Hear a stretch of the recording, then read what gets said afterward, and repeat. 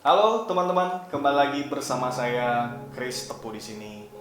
Oke, kali ini saya mau menjawab beberapa pertanyaan yang teman-teman sudah berikan ya di kolom komentar berkaitan tentang apakah saya lebih baik beli MacBook atau lebih baik beli iPad. Kalau saya beli iPad, apakah iPad yang saya beli bisa melakukan segala pekerjaan yang ada di MacBook? Oke, sebentar lagi saya akan menjawabnya. Teman-teman tonton video ini dari awal sampai akhir. Langsung saja.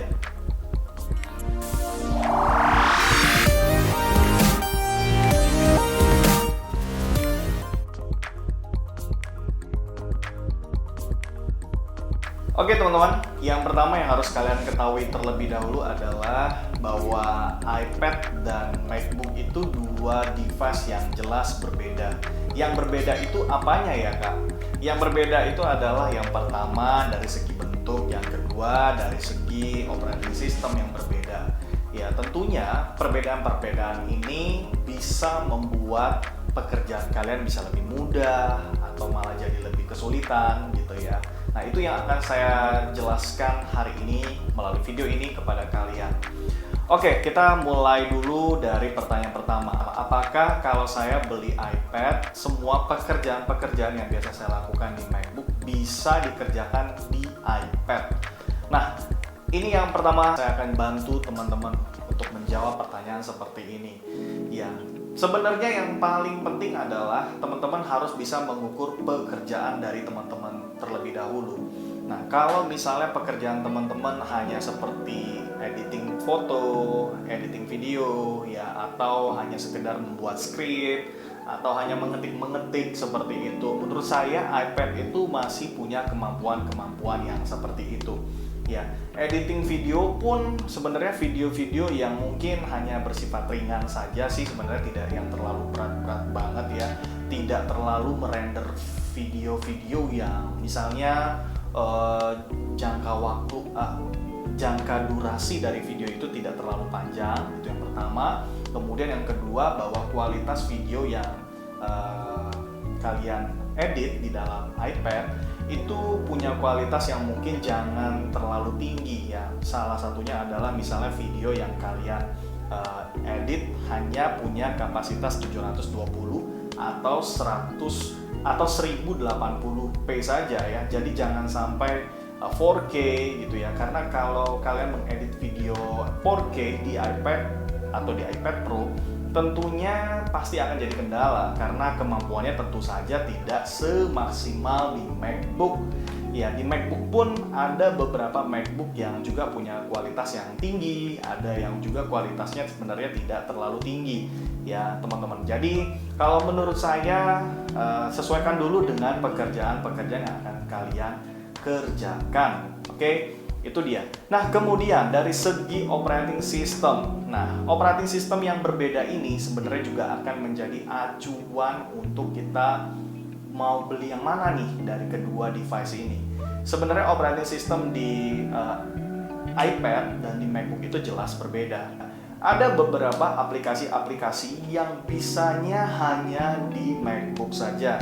Yang bisanya ini artinya dia bisa maksimal gitu ya. Semua hal-hal yang berbentuk fitur-fitur di dalam aplikasi itu bisa dimaksimalkan di device MacBook, tapi tidak bisa dimaksimalkan di device iPad gitu. Jadi kalau kalian mau membeli di antaranya, sebaiknya pertimbangkan dulu.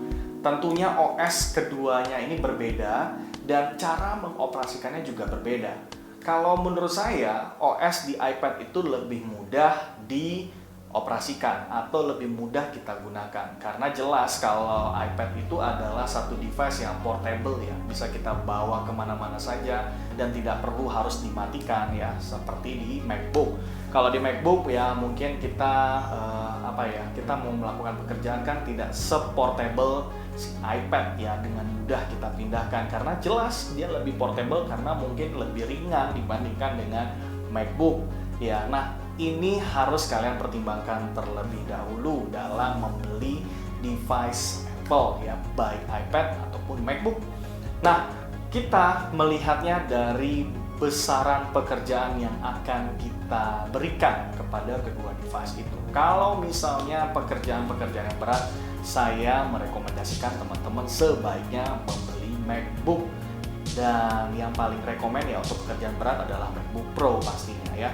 Karena itu memang dipakai khusus untuk teman-teman yang sebagai content creator gitu ya, mengediting video-video yang memang kualitasnya tinggi ya, seperti 4K, video-video 4K atau video-video yang durasinya panjang seperti itu ya teman-teman. Tapi kalau misalnya teman-teman hanya ya mengedit video yang ya durasinya hanya sekitar 10 sampai 20 menit gitu ya, itu mungkin ya iPad masih mampu lah untuk mengerjakan pekerjaan-pekerjaan seperti itu. Tapi kalau untuk membuat film gitu ya, untuk membuat project yang besar, saya rasa teman-teman lebih baik membeli MacBook.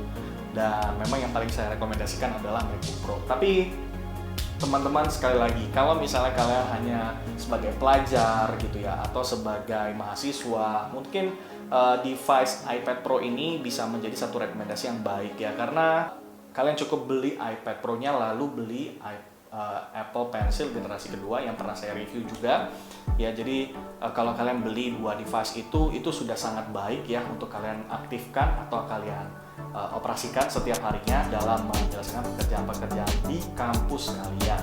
Tapi kalau kalian adalah mahasiswa arsitek ya, yang dimana kalian pasti butuh aplikasi-aplikasi Illustrator, tentunya lebih baik membeli MacBook Pro yang akan bisa melibas setiap pekerjaan-pekerjaan berat seperti itu. Oke, itu saja referensi yang bisa saya sampaikan, informasi yang bisa saya sampaikan kepada teman-teman. Mudah-mudahan ini bermanfaat dan bisa membuat kalian mengerti mana device yang akan saya beli. Oke, akhir kata saya Chris Tepu mengucapkan terima kasih untuk kalian yang sudah menonton video ini dari awal sampai dengan akhir. Jangan lupa untuk subscribe, kasih like kalau kalian suka video ini, share kepada teman-teman kalian kalau memang video ini bermanfaat. Akhir kata saya ucapkan sampai jumpa.